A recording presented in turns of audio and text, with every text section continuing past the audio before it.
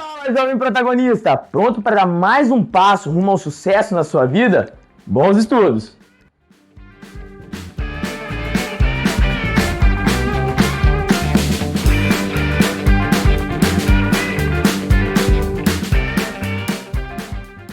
Eu também.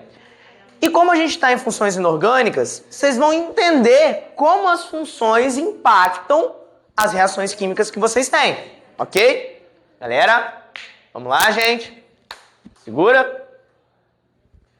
Vocês vão entender como as funções são importantes para vocês entenderem as reações. Por que eu estou falando isso? Se você reconhece, eu tenho uma função inorgânica aqui, uma função inorgânica aqui, se eu juntar elas, eu consigo prever o que vai acontecer, ok?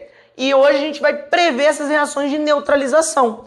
Primeiro, eu começo a aula perguntando para vocês o que é, na opinião de vocês, neutralizar. Tirar, como se fosse poder de alguma coisa, parar alguma coisa, paralisar. Gente, é nesse sentido, a gente vai interromper uma propriedade aqui. Qual propriedade? A gente tem falado de pH. A gente vai interromper aquele caráter de ser ácido ou ser básico. Se eu não sou ácido, não sou básico, eu sou neutro. Então, neutralizar é levar para o pH neutro. Ok? pH de 7. Beleza? Então, as reações de neutralização, gente, elas têm uma característica padrão. Elas seguem esse padrãozinho, tá? Que é qual o padrão de uma reação de neutralização? Ácido mais... Lembram, o ácido ele geralmente vai começar aqui com hidrogênio e a base terminar com OH. Ácido mais base dá... O que é isso aqui, gente? H2O. Água. E algo que não é hidrogênio aqui no início e não é OH no final, a gente viu que é uma diquinha de que seja... Sal. Então, gente... Ácido e base resulta em sal e água. Professor, sempre, na grande maioria das vezes, é uma generalização. Ácido e base inorgânicos, quando reagirem, dão sal e água. Repete comigo, galera. Ácido e base dá? Ácido e base dá? Beleza. Agora a gente vai ver aqui. O pH de um ácido, ele fica onde? Acima ou abaixo de 7? Abaixo, ele é menor que 7. O pH de uma base é menor ou maior que 7? Maior que 7.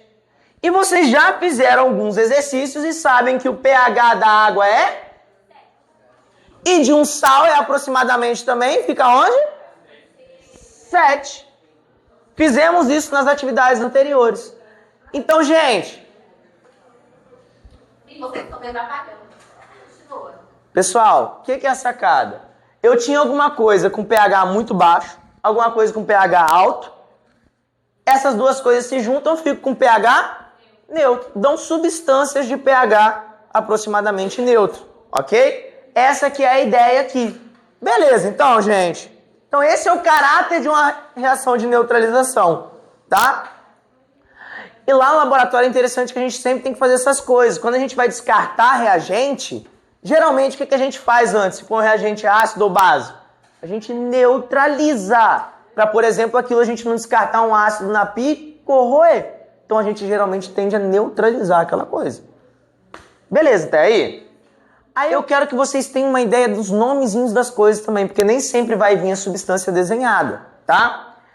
O ácido, ele é quem mais entrega quem ele é. Porque o ácido, geralmente, o nome dele começa com ácido. Ele vai ser ácido hialurônico. Trava-língua. Esse aqui, por exemplo, aqui, gente, é o ácido sulfúrico. Você tem o ácido clorídrico. Você tem diversos tipos de ácido, ácido nítrico, cianídrico, tá? Mas sempre eles vão começar com ácido. Então tá no texto lá, o ácido clorídrico do estômago, não sei o que, qual que é a função dessa substância? Qual que é a função? Ácido. Já uma base ela entrega o nome dela porque ela começa assim, ó. Hidróxido de. Por exemplo, esse aqui é o hidróxido de. O elemento que a gente tem aqui é o sódio. Esse é o hidróxido de sódio. Tá? Então, geralmente, a base vai estar lá.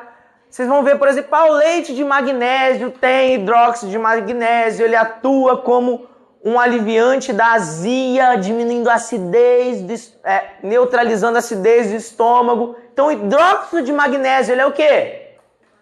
Uma base, o hidróxido de magnésio. Aí vem o óxido. O óxido geralmente começa com óxido. Por exemplo, óxido de carbono.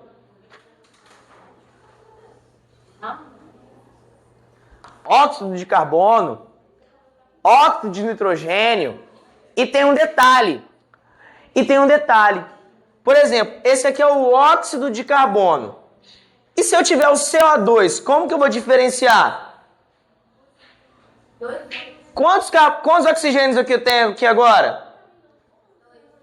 Então eu posso falar que ele tem 2, que ele é um dióxido de carbono. Já ouviram esse nome? Dióxido de carbono. O sal vem nessa linha de sais minerais, só que eles vão ter nomes diferentes. O que é minha dica, galera? Como o sal ele é mais genérico, é mais difícil de gravar, vai por eliminação ácido, hidróxido e óxido. Se eu não ver nada disso, é porque o composto é o quê? Provavelmente um sal. Então o sal, ele tende a terminar com algo como assim, eto. Por exemplo, ó.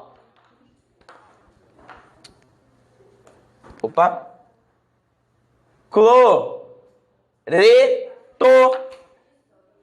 de sódio. E a gente tem esse aqui, ó.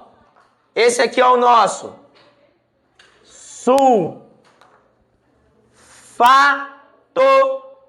de sódio.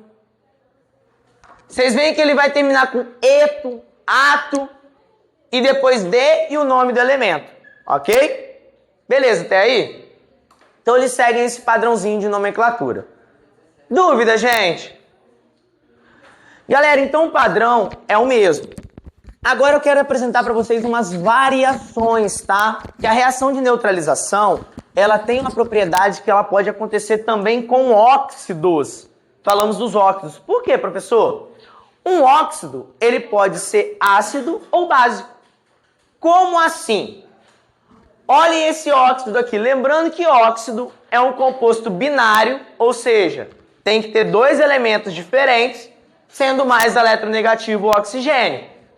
2 elementos, cálcio e oxigênio, oxigênio mais eletronegativo, lembrando que o único mais eletronegativo que o oxigênio é o flúor. Então aqui o óxido de cálcio, quando reage com água, dá uma o quê? Qual função é isso aqui? Qual função é essa? Qual função inorgânica é essa? Terminado com H é o quê? É base. Então, observem que percebam que um óxido, quando colocado em água, dá uma base, ok? E as reações geralmente são feitas em água, beleza? Então, se eu pegar o óxido de cálcio e reagir com isso aqui, é o que, gente? Um ácido, ok? Se eu pegar um óxido de cálcio e reagir com ácido, dá o que ali? O que foi o nosso resultado? Sal e água. O que é a regrinha? Quando o óxido está ligado a um metal, ele é um óxido básico, ok? Então, óxido ligado a metal é óxido básico, ele atua como base. E se eu tiver um ametal, professor? Olha o enxofre, que é um ametal, aqui é um óxido também. Coloquei em água, deu H2SO4. Isso é o que, gente? H2SO4 é o que? Olha o hidrogênio no início, é o nosso mesmo ácido aqui do primeiro exemplo. É um ácido.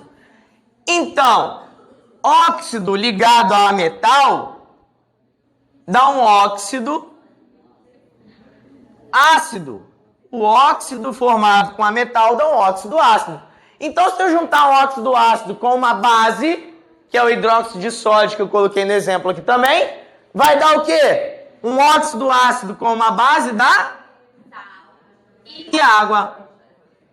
Então, isso aqui também são reações de neutralização. Tranquilo, gente?